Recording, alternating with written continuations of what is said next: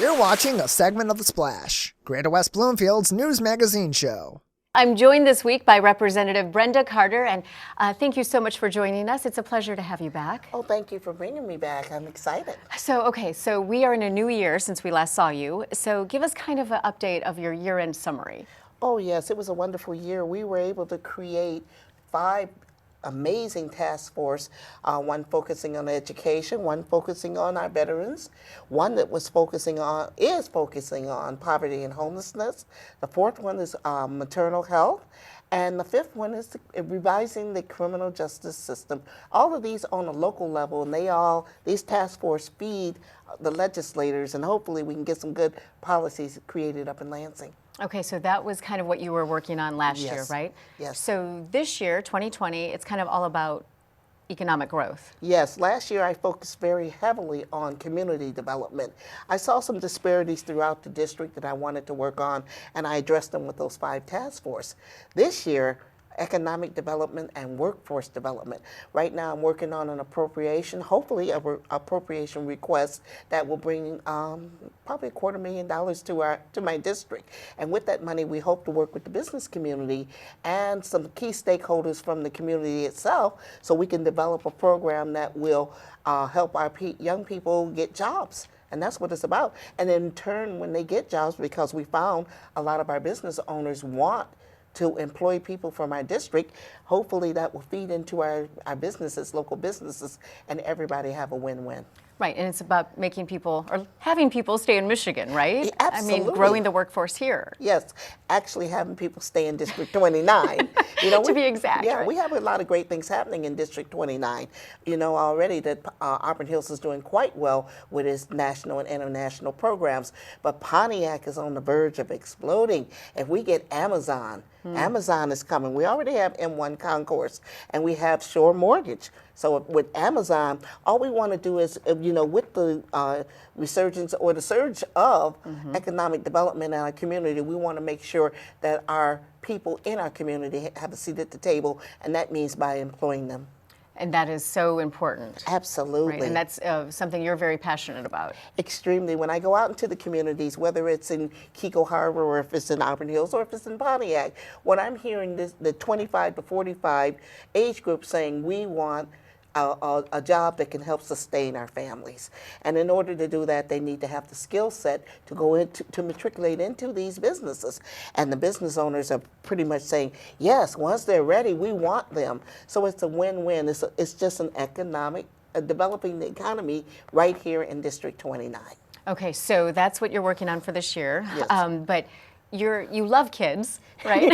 Oh, you love kids, you love education. Absolutely. And there is a House bill that will be going up soon, right? Yes. Actually, last year I had the pleasure of having House Bill 4483 be the first bill to come from the Democratic side, and I'm a Democrat, that went through the Education Committee. And it was a very wonderful thing to see my Republican colleagues on the other side embrace this bill.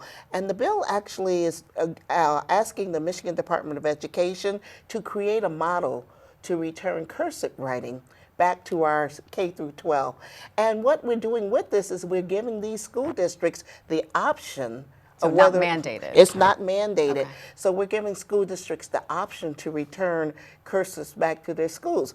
And what we found pretty much resoundingly throughout the state, throughout the state, that a lot of people want it back, and for a variety of reasons. The biggest reason is a lot of our historical documents, our Constitution, a Bill of Rights, all of these documents, historical documents, are written in cursive. And I would challenge to see how many of our young people can read Right. the Bill of Rights or the Constitution. Right. Another important reason why I'm pushing this forward is because it's generational. That means, the example I like to use is that my grandmother left a lot of beautiful birthday cards and letters to me that my granddaughter can't read. Because it's in cursive. Because it's in cursive. So it is our hopes that if the bill passes out of committee tomorrow, it goes in front of the Education Committee tomorrow for a vote.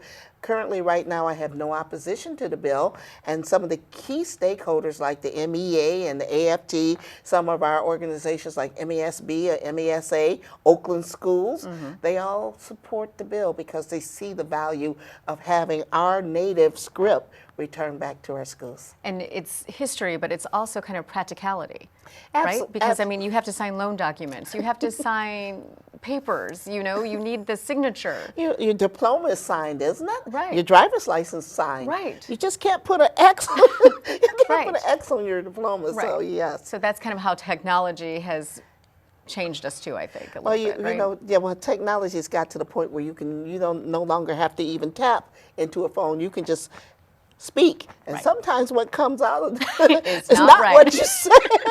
Exactly. That is awesome. So, well, good luck with that. And Thank you. what else is going on? Well, one of the things I'll touch on briefly is House Bill 4229, which is also House Bill 5550, and those in the community may know about the regional transit. I would like to go on record as saying I believe that regional transit will be good for our area, but the bills as written currently are punitive to our communities that will not be directly impacted by RTA. So I'm hopeful that some legislation, some substitutes can be brought forward that will give communities the opportunity to opt out, just like I did with the cursive bill. We gave school districts the ability to opt out so they will not be adversely impacted by the legislation. Okay, so yeah, that is always a hot topic. Yeah, oh my God, to yes. say the least, right? Yes. Okay, so it is March. It is. It is March. I know this is one of your favorite months Yes. because it is reading month. Yes, and even though Grace and Gators are not in my district, I have to say this: Grace and Gators get things done, okay, and they're in Waterford. But one school, a couple schools right here in this area is Grepco Elementary, where Senator Rosemary Bear and I went over last year with House Bill 4467. The butterfly. The monarch butterfly. We're going to get that butterfly to be the state insect one day. One Trust day. me, we're not letting this down. Right. But also Roosevelt Elementary, which I read a couple classes last year. I hope to go back to both of these schools. The kids are adorable, and go back and read to them. And it's so much fun, right? Yes, and we have a great packet of information. Yeah, that, so that we're it's so giving. interesting. Good. So yeah, so it's March is reading month, but I have a toothbrush in my hand. So explain this. Well, you'd be surprised how many of our friends in Lansing support our initiatives in our community. And right now, Delta Dental is a huge supporter. They have a mobile unit that's able to go around to various areas in our community, those in the areas where the people can't get to a dentist, and they provide free dental services to these areas. It really impacts our homeless as well as our low-income people in the district. And what they provided for us this year is a big pack of information for each class I read in. They will get a set of toothbrushes like that. Toothbrush. They'll actually get a chart, a reading chart. It's a reading chart, but also a brushing teeth chart, That's right? right. And we found that the young people absolutely love to brush their teeth. So they're going to be so pleased to get this courtesy of Delta Dental. I have just to give them a big plug because they do so much great work in our district, not only in our district, but statewide. Pretty much statewide. Yeah. Statewide. So the motto is sink your teeth into a good book, right? How does that fit? Doesn't that just resonate? It does. Yes. It does indeed. So, you know what? Thank you so much for joining us. It is always a pleasure to Oh, speak my to you. God, Brooke. I appreciate it. Thank you. And we'll be looking forward to hearing a story with you, right? Yes. Yes. Thank you. Thank you for having me again. Thank you so much.